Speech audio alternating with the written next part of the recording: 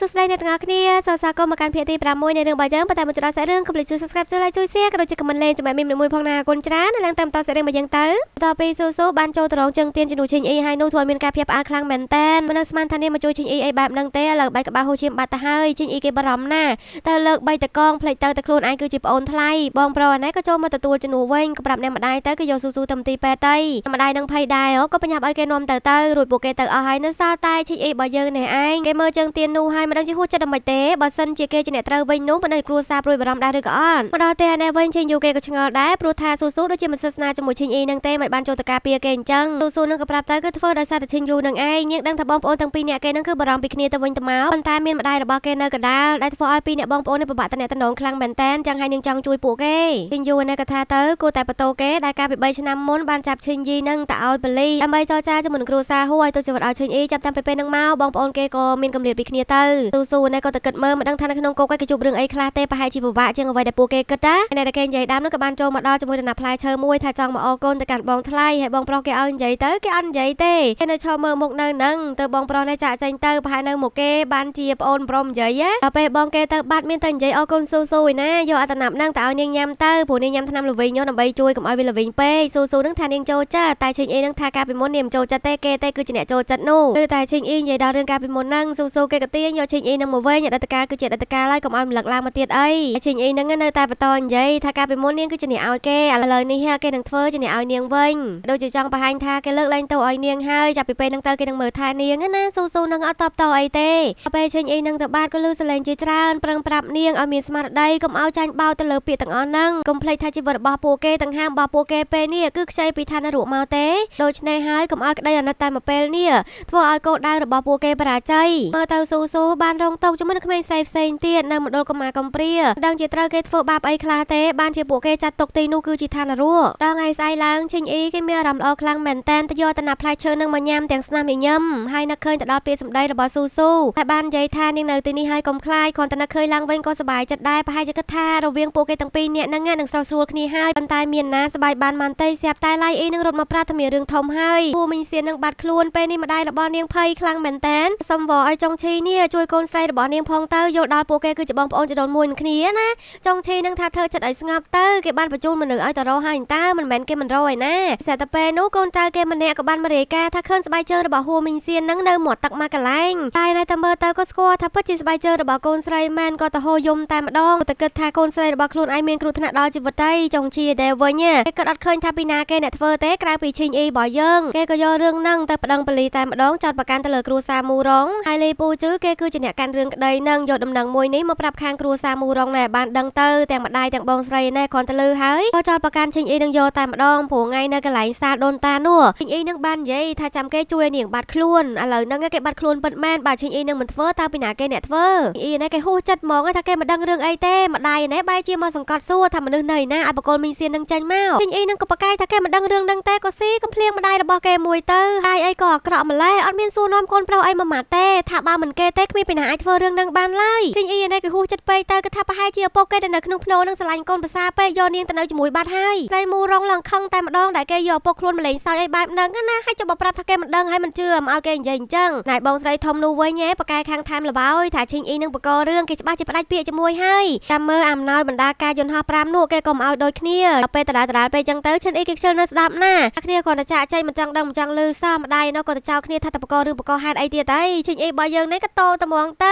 ៅថាគេតំណំប្រឡឹងរបស់ហួរមីងសៀននឹងយកមករៀបការដើម្បីកុំឲ្យខាតបណ្ដាការយន្តហោះ5ហ្នឹងនិយាយជាមួយកូនល្អទៅមិនព្រមទេដល់ពេលកូនជាអាក្រក់មកវិញហ្នឹងអាំងធ្វើឯងណាចង់កៀងបេះដូងឲ្យលីពូជឿនឹងគេមើលទៅឈិញអ៊ីនឹងគេមិនខ្វល់ទេហើយពូជឿនឹងក៏តាមមកនិយាយជាមួយនឹងឈិញអ៊ីរបស់យើងថាគេមិនជឿថាឈិញអ៊ីនឹងតែធ្វើរឿងទាំងអស់ហ្នឹងទេម្ដាយគេតែបែបហ្នឹងហើយកុំឲ្យឈិញអ៊ីនឹងខឹងអីឈិញអ៊ីរបស់យើងមិនចង់នឹងនិយាយស្ដីអីជាមួយទេបើគេរកអ្នកនិយាយលេងហ្នឹងទៅរកឈិញយូទៅហើយគេប្រងចាញ់ទៅហើយក៏ត្រូវពូជឿនឹងចាប់ខត់ទៀតឲ្យគេញ៉ាំបាយចំគ្រួសារសិនទៅឬពាក្យហ្នឹងហើយឈិញអ៊ីគេអស់សណោចពីណាគេគ្រួសាររបស់ពូជឿនឹងឲ្យគេនឹងបែងចែកឲ្យច្បាស់តែខ្លួនឯងគឺជាសមាជិកគ្រួសារមួយណាគ្រួសារលីគ្រួសារមូរងកុំចេះទៅរត់ទៅទាំងពីរគ្រួសារហ្នឹងគេប្រាប់ឲ្យដឹងទៅបើគេប្រឹងផ្គប់ចិត្តទាំងពីរចុងក្រោយគេក៏ខកចិត្តទាំងពីរដូចគ្នាពូជឿនឹងក៏សួរវិញទៅចុះគេគឺជាសមាជិកគ្រួសារមួយណាឈិញអ៊ីរបស់យើងក៏ថាទៅមួយណាក៏មិនមែនដែរបើឲ្យពូជឿនឹងគេនិយាយឲ្យលេងចាញ់បដ យចំណែកនៅខាងស៊ូណែវិញក៏ទទួលបានទូរស័ព្ទពីមនុស្សរបស់នាងគឺរបស់មីងសៀនតាមពិតទៅគឺស៊ូរបស់យើងនឹងហៅជាអ្នកបញ្ជាគេឲ្យចាប់ដើម្បីគម្រាម មទៅកាន់ឈីងអ៊ីនឹងឯងរួចក៏ឲ្យគេទៅចាត់ការមេកាលីនោះចោលទៅដើម្បីកុំឲ្យមានគ្រូភ័យទៅថ្ងៃក្រោយនៅថ្ងៃបន្ទាប់មកទៀតនាងក៏បានចេញទៅជួបជាមួយនឹងមនុស្សម្នាក់អត់ដឹងទេថាឈីងអ៊ីរបស់យើងបានឲ្យគេតាមដានហើយឡៃអ៊ីនឹងក៏ប្រាប់ទៅមនុស្សដែលនាងជួបនោះគឺជាអ្នកដែលរាយការណ៍ពីការបាត់ខ្លួនរបស់ហ៊ូមីងស៊ីឲ្យគ្រូសាហ៊ូបានដឹងនឹងឯងធ្វើឲ្យឈីងអ៊ីរបស់យើងនេះយល់បដ ដោយថានាងគឺជាអ្នកនៅពីក្រោយនឹងក៏ត្រឡប់មកតែវិញទាំងកំហឹងគ្រាន់បើកទ្វារមកខ្វា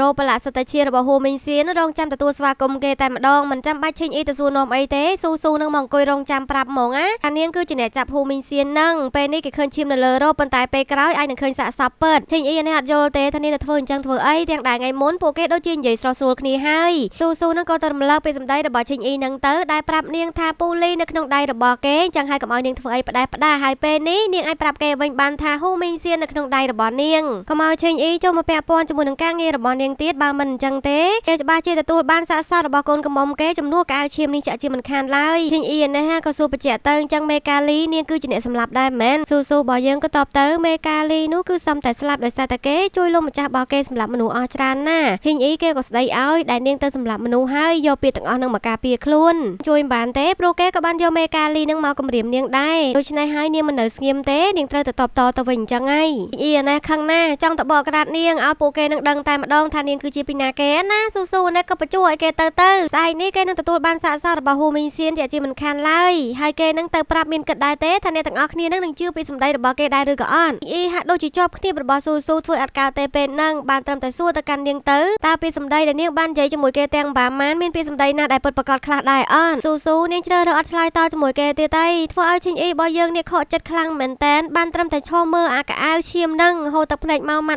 ត់តើពីណាគេមិនឈឺគេបោកម្ដងហើយនៅតែចិត្តតុនឲ្យគេនឹងបោបានភាសាទៀតហើយស៊ូគេមិនបានធ្វើអីហ៊ូមីងសៀននឹងទេគេក៏បានដោះលែងនាងឲ្យត្រឡប់ទៅគ្រួសារហ៊ូវិញទៅគ្រួសារហ៊ូគេមិនបានផ្ដាច់ពីក៏នៅតែបន្តបញ្ជូនយន្តហោះឲ្យគ្រួសារមូរងដដែលលីរងចាងដែលត្រូវជាពលរបស់លីពូស៊ឺបានលឺរឿងនឹងហើយសាប់តែបញ្ជាកូនប្រុសរបស់គេឲ្យទៅធ្វើមិនក៏ដោយកុំឲ្យគ្រួសារមូរងទទួលបានយន្តហោះនឹងឲ្យសពូជឺគេឡើងឆ្ងល់ហ្មងពីបានឪពុកគេធ្វើអញ្ចឹងព្រោះយន្តហោះនោះមិនមែនសំខាន់ចំពោះតែសាលាអាកាសចរនឹងទេក៏សំខាន់ចំពោះប្រជាជនពួកគេផងដែរប៉ុន្តែឪពុកគេនឹងមិនខ្វល់ទេព្រោះគ្រួសាររបស់ពួកគេទាំងពីរនេះបច្ចេកអំណាចគ្នាតាំងពីដើមមកដូច្នេះគាត់មិនចង់ឃើញគ្រួសារមូរងថ្កុំថ្កើងអីជាងគ្រួសារលីឡើយពូជឺនេះគេកាន់តែអត់យល់ហ្មងទាំងដែលគ្រួសារទាំងពីរមានតែអ្នកតំណងស្មុគស្មាញធ្លាប់ច្រឡំកូនគ្នាគេគិតថាដូចជាគ្រួសារតែមួយអញ្ចឹងណាប៉ុន្តែឪពុកគេក៏ប្រាប់ទៅម្ដងថ្ងៃនេះលោកស្រីមូរងនៅសង្ស័យគេថាជាឃាតករសម្រាប់ប្តីនាងមិនទាន់បាត់ទេដូច្នេះហើយពួកគេគ្មានថ្ងៃខ្លាយទៅជាមិត្តភាពជាមួយនឹងគ្នាឡើយឲ្យគេនេះបែងចែកឲ្យច្បាស់ថាខ្លួនឯងនឹងមានតកូលអីឲ្យទៅធ្វើតាមអ្វីដែលគាត់បញ្ជាទៅរួចក៏បាត់ទូរស័ព្ទបាត់ធ្វើឲ្យពូស៊ឺគេលំបាកខ្លាំងមែនតើឥឡូវហ្នឹងហើយមើលស៊ូណែវិញនាងបានមកដល់កន្លែងហាងលក់អាវមកកន្លែងនៅខាងមុខនឹងដាក់ផ្លាកថាបិទប៉ុន្តែនាងនៅតែអាចចូលបានអញ្ចឹងដោយសារនេះគឺជាទីតាំងឈរជើងរបស់គ្នាពួកនាងនឹងឯងដែលសតែជាមនុស្សស្រីតែម្ដងស៊ូរបស់យើងគឺជាអ្នកដឹកនាំនៅក្នុងក្រុមមួយហ្នឹងប្រាប់ដំណឹងឲ្យពួកគេបានដឹងទៅ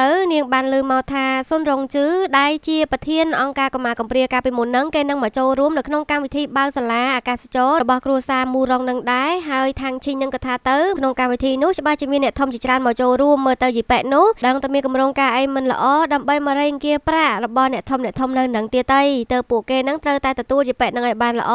ប៉ុន្តែវាគ្រោះថ្នាក់ខ្លាំងមែនតែនវាមិនមែនជារឿងលេងសើចទេអាចនឹងបាត់បង់ជីវិតផងដែរដូច្នេះហើយស៊ូចង់សួរបញ្ជាក់ទៅកាន់អ្នកទាំងអស់គ្នាម្ដងទៀតថានឹងចូលរួមជាមួយនាងដែរឬក៏អត់ម្នាក់គឺសុទ្ធតែពេញចិត្តចូលរួមព្រោះពួកគេបន្តមានជីវិតម្ដងថ្ងៃនេះគឺដើម្បីទៅធ្វើរឿងមួយហ្នឹងហើយបន្ទាប់ពីឃើញការរួបរวมចិត្តមួយថ្លាមួយរបស់អ្នកទាំងអស់គ្នាហើយស៊ូរបស់យើងក៏ប្រកាសដំណើរការបេសកកម្មរបស់ពួកគេរងចាំទទួលសុនរងឈឺនឹងតែម្ដងត្រឡប់មកដល់ផ្ទះវិញថ្ងៃនេះចម្លែកអីឈិញអ៊ីគេនៅញ៉ាំបាយជុំគ្នាធ្វើឲ្យបងស្រីគេមិនសូវត្រឡប់អីប្រហែលទេដោយសារកម្រខ្លាំងណាមានតែដឹងឯណាថាឈិញអ៊ីមកញ៉ាំបាយរួមតុដើម្បីតែប្រឈមមុខជាមួយស៊ូនឹងឯងចាំមើលទៅនាងធ្វើអីទៀតហើយគណៈពេលហ្នឹងក៏ស្រាប់តែអ្នកបារ៉ាគេនឹងទទួលបានទូរស័ព្ទពីគ្រូសាហួរថាពួកគេអាចបកគលយន្តហោះឲ្យគ្រូសាមូរងនឹងបានទេមូលហេតុដោយសារតែឈ្មោះអ្នកដឹកយន្តហោះមកនឹងមិនដឹងជាមានបញ្ហាអីបដិសេធមិនលក់ឲ្យពួកគេវិញទៅមិនមានអីយំឲ្យគ្រូសាមូរងនឹងណាអ្នកម្នាក់ក៏សុទ្ធតែភ័យបោកពោះរួមទាំងស៊ូនឹងផងដែរលើកលែងទៅឈិញអ៊ីរបស់យើងគួយញ៉ាំអត់ខ្វាយខ្វល់អីទាំងអស់ទៅស៊ូនឹងទៅសួរហ្មងទៅហើយឈិញអ៊ីនឹងបានដឹងរឿងអីមែនបានមើលទៅដូចជាអត់មានការបារម្ភអីសោះឈិញអ៊ីរបស់យើងក៏ថាទៅគេមិនមែនជាអ្នកដែលត្រូវបារម្ភចំពោះរឿងអត់បានយន្តហោះនឹងទេអ្នកដែលមានបញ្ហាគឺជាឈិញយូបងប្រុសរបស់គេនឹងឯងទៅម្ដាយរបស់គេនេះទៅស្ដីឲ្យឈិញអ៊ីរបស់យើងទៀតតែដែលចេះគិតគូរពីបងប្រុសរបស់គេរួចក៏ដេញឲ្យឈិញអ៊ីនឹងទៅសាកសួរគ្រូសាហ៊ូនឹងឲ្យដឹងព័ត៌មានច្បាស់លាស់មើលឈិញអ៊ីរបស់យើងបដិសេធថាអីគេត្រូវទៅទាំងដៃគេនេះយកខ្លួនឯងទៅលួចយកយន្តហោះនឹងមកឲ្យហ្នឹងគឺពាក្យនឹងឲ្យម្ដាយនេះទុកកំហឹងបានទេចង់ឆ្លោះបាយទុកបាយនឹងឲ្យតើប៉ុន្តែឈិញយូគេមកតន់ថាកុំឲ្យឆ្លោះគ្នាអីគេសូមបញ្ជាក់ម្ដងទៀតឬមង្គលការរបស់ឈិញអ៊ីអត់មានជាប់ពាក់ព័ន្ធអីជាមួយ ឬយន្តហោះនឹងទេកុំឲ្យអ្នកទាំងអស់គ្នាបារម្ភអីគេមានវិធីដោះស្រាយអីទោះបីជាមិនមានយន្តហោះក៏នៅតែអាចបន្តបើកសាលានឹងធម្មតាទេឈិញអ៊ីនេះក៏តសើថាទីបំផុតនៅក្នុងគ្រួសាររបស់គេក៏មានបងប្រុសគេម្នាក់ហើយចេះនិយាយពីសម្ដីល្អៗខ្លះណាហើយក៏ងើបចាក់ចេញទៅទាំងស្ញាប់ញញឹមដូចចង់ឌឺដងដាក់ស៊ូនឹងមិនទេស៊ូនឹងអត់បានក៏តាមទៅសួរឈិញអ៊ីនឹងទៅថាគេមានវិធីសាស្ត្រអីអាចដោះស្រាយរឿងនឹងបានហើយត្រូវអត់ឈិញអ៊ីរបស់យើងអត់ប្រាប់ទេក៏សួរទៅកាន់ស៊ូនឹងវិញទៅតានាងចង់បានយន្តហោះនឹងម៉ែទាំងដែរវាមានចូលពាក់ព័ន្ធអីជាមួយនាងទេស៊ូនឹងក៏យកលេសថានាងខ្វល់ខ្វាយជំនួសឈិញយូប៉ុន្តែបោកប្រាស់ឈិញអ៊ីរបស់យើងបានឡើយគេអាចទេដឹងថានាងចាប់ហ៊ូមីងសៀនដើម្បីគំរាមគេហើយក៏បកគោលទៅវិញដោយមិនមានធ្វើអ្វីទាំងអស់ដោយសារតែនាងចង់ឲ្យមង្គលការរបស់ពួកគេទាំងពីរនាក់នៅតែបន្តទៅទោះបីជាពេលនេះគេមិនដឹងថាករងការរបស់នាងពិតប្រាកដគឺជាស្អីប៉ុន្តែវាច្បាស់ជាពាក់ព័ន្ធអីជាមួយនឹងរឿងយន្តហោះនឹងថ្ងៃត្រូវអន់ដល់ពេលគេនិយាយត្រូវពេលអញ្ចឹងទៅស៊ូឯណៃអត់មានពីអីបរិយាយសោះតែម្ដងឈិញអ៊ីរបស់យើងក៏ចាក់ចេញទៅទាំងមោទនភាពដែលលើកនេះគេអាចយកឈ្នះទៅលើនាងវិញម្ដងណាហើយក្រោយមកតើយើងដឹងថាតាមពិតទៅឈិញអ៊ីគេមានសមត្ថភាពអាចទៅតាក់ទងជាមួយនឹងឈ្មួញកណ្ដាលម្នាក់ដែលជួយលួចយន្តហោះនឹងឲ្យគ្រួសារហួរឲ្យទៅកាន់បងប្រុសរបស់គេបានព្រោះឈ្មួញម្នាក់ហ្នឹងគឺជាមនុស្សដែលគេធ្លាប់ជួយសង្គ្រោះការដែលគេនៅធ្វើជាពេទ្យតាំងពី3ឆ្នាំមុនមកម្លេះលោកខួងនឹងក៏ថាឲ្យឈិញអ៊ីរបស់យើងទៅមិនដែលតាក់ទងមករកគេសោះដល់ពេលមានបញ្ហារកគេជួយអញ្ចឹងបានមករកគាត់ហើយឈិញអ៊ីរបស់យើងក៏ថាទៅឯណាទៅដឹងថាអ្នកជំងឺម្នាក់ដេកតាមផ្លូវត្រូវគេជួយសង្គ្រោះខ្លាចទៅជាអ្នកជំនួយដ៏ធំបែបនេះបើដឹងគេតាក់ទងយូរហើយរួចហើយលោកខួងនឹងក៏ចង់ដឹងពីមូលហេតុព្រោះគាត់ធ្លាប់ឮពីឈិញអ៊ីនឹងថាដើមឡើយគឺចង់រៀនខាងបើកបរយន្តហោះនឹងទេតែក្រោយមកក៏ដូរទៅរៀនខាងពេទ្យវិញឈិញអ៊ីរបស់យើងដែលមិនទាន់ប្រាប់ទេពេលហ្នឹងស្រាប់តែមានកណ្ដឹងអាសន្នដោយសារតែមានទូកទួយនឹងចូលមកក្បែរទៅពួកគេនាំគ្នាទៅមើលសិនទៅក៏ឃើញថាម្នាក់នោះគឺជាស៊ូរបស់យើងនឹងឯងនាងទេគ្មានខុសទេថាឈិញអ៊ីនឹងពិតជាមានដំណោះស្រាយពិតមែនហើយក៏មកសុំទិញយន្តហោះពីឈិញអ៊ីនឹងវិញទៅក្នុងតម្លៃប្រមាណក៏បានដែរឈិញអ៊ីរបស់យើងនេះក៏បានដៃធ្វើបាបស៊ូនឹងតែម្ដងឲ្យនាងលុតជង្គង់វគេទៅក្រៃលោគេពិចារណាសំណើរបស់នាងស្រាប់តែស៊ូនឹងទៅលុតជង្គង់ចូលមែនហើយអ្នកដែលបជាគេនឹងមានទៅសប្បាយចិត្តអីប្រែទៅជាកំហឹងបោកកែវស្រានឹងចោលតែម្ដងទៅចាប់លើកស៊ូនឹងឡើងមកវិញមកក៏សួរទៅកាន់នាងទៅដើម្បីទៅមូរងឈិញយូនាងសោកចិត្តលះបង់សេចក្តីថ្លៃថ្នូររបស់នាងបែបហ្នឹងមែនស៊ូនឹងក៏ថាទៅកុំថាឡើយទៅលុតជង្គង់ឲ្យនាងធ្វើឆ្កែធ្វើឆ្មាក៏នាងធ្វើដែរពួកគេដឹងច្បាស់ណាស់ថាសាលាអាកាសចរនេះសំខាន់ចំពោះបងប្រុសគេប៉ុណ្ណាមិនមែនដើម្បីតែគ្រួសារមួយឬក៏គេម្នាក់ឯងទេប៉ុន្តែសម្រាប់មនុស្សជាច្រើនក្នុងនាមនាងគឺជាគូតដឹងអនាគតប្រពន្ធរបស់គេនាងត្រូវតែជួយគេអញ្ចឹងហើយលើពេលទាំងអស់ហ្នឹងហើយវាដូចជាយកកំបិតមកចាក់បេះដូងរបស់ឈិញអ៊ីអញ្ចឹងនាងធ្វើបែបហ្នឹងដើម្បីតែបងប្រុសរបស់ខ្លួនចូលនាងមានគិតទេពេលដែលនាងយកហ៊ូមីងសៀនមកគំរាមគេតែនាងបានធ្វើអីខ្លះដាក់ខ្លួននាងបង្ហាញភាពស្មោះត្រង់ក្តីអាណិតពេលដែលត្រូវការគេវល់គេប៉ុន្តែពេលដែលនាងធ្វើបែបគេវិញនាងគ្មានក្តីមេត្តាសូម្បីតែបន្តិចដូច្នេះហើយគេមិនយល់ព្រមឲ្យយន្តហោះនេះទៅនាងទេគេចង់មើលថានាងមានការសម្ដែងអីទៀតឬមួយក៏សម្ដែងធ្វើជាស្លាប់ម្ដងទៀតក៏ថាបានដែរដល់ពេលស៊ូនឹងអត់តបតអីទេសម្លឹងមើលមុខគេចំអញ្ចឹងទៅធ្វើឲ្យឈិញអ៊ីនេះហាក់ដូចជាចាញ់ខ្សែភ្នែករបស់នាងហ្មងអត់ហ៊ានប្រឈមមុខជាមួយនាងទេក្រៃលោថាចិត្តទុនទៀតប៉ុន្តែស៊ូនៅតែអាចចាប់យកចំណុចខ្សោយរបស់គេមកធ្វើការដោះដូរឲ្យគេនឹងបកគោលយន្តហោះនឹងទៅនាងនឹងយល់ព្រមប្រាប់រឿងរ៉ាវកាលពី3ឆ្នាំមុនឲ្យគេបានដឹងឈិញអ៊ីរបស់យើងដឹងថាពេលនេះចាញ់ព្រៀបនាងទៀតហើយដែលនាងចាក់ចេញទៅដល់ពេលស៊ូឡើងទៅដល់លើគោក៏ឃើញយន្តហោះទាំង5គ្រឿងហោះពីលើក្បាលនាងនឹងឯងធ្វើឲ្យការភ្នាល់របស់ស៊ូនេះទទួលបានជ័យជំនះគេពិតជាចង់ដឹងរឿងអតីតកាលកាលពី3ឆ្នាំមុនដល់ម្លឹងទីណៃឯអ្នកចាញ់ការភ្នាល់ណែវិញក៏មកក្តៅក្បាលឈឺចិត្តទទួលយកមិនចង់បានតាមពិតទៅគឺគេមានគម្រោងឲ្យយន្តហោះនឹងទៅកាន់បងប្រុសរបស់គេនឹងឯកម្មវិធីនឹងឯងគ្រាន់តែថាចង់ធ្វើបាបរិនស៊ូនឹងបន្តិចឲ្យនាងសុំទោសឲ្យនាងវល់គេប៉ុន្តែឥឡូវហ្នឹងនាងធ្វើឲ្យគេមិនបានសប្បាយចិត្តដោយអ្វីដែលគេគិតឡើយលោកខួរនឹងក៏ថាទៅអានឹងហើយគេហៅថារងទុកបុកម្នេញពីរឿងស្នេហាណាណៃស៊ូណែវិញនាងក៏បានមកជួយជាមួយនឹងក្រុមមនុស្សស្រីនាងទៀតហើយដោយនាងយកដំណឹងមួយមកប្រាប់គឺហួរសៅសៀងដែលជាលោកម្ចាស់ធំរបស់គ្រួសារហួរហ្នឹងគេក៏មកចូលរួមកម្មវិធីនឹងដូចគ្នាអន្តលឺឈ្មោះរបស់គេហ្នឹងក៏ធ្វើឲ្យម្នាក់នេះសកិញថ្មិញចង់ទៅស៊ីសាច់របស់គេទេមើលទៅលោកម្ចាស់ហួរហ្នឹងក៏ចូលដៃចូលជើងធ្វើបាបមកលើពួកគេជាមួយនឹងសុនរងឈឺនោះដែរដូច្នេះហើយស៊ីថាហ្នឹងគិតថាគឺជាឱកាសដែលពួកគេអាចចាត់ការទាំងពីរនាក់ក្នុងពេលតែមួយតែម្ដងប៉ុន្តែស៊ូរបស់យើងបដិសេធមិនឲ្យពួកគេនឹងធ្វើលើសពីគម្រោងឡើយលើកនេះគឺគោលដៅរបស់គេតែយបិសុននឹងមួយគត់ទីថានឹងក៏សួរទៅតែភ្លេចឲ្យមែនថាកាចាស់ហួរនឹងបានធ្វើអីដាក់មកលើពួកគេខ្លះ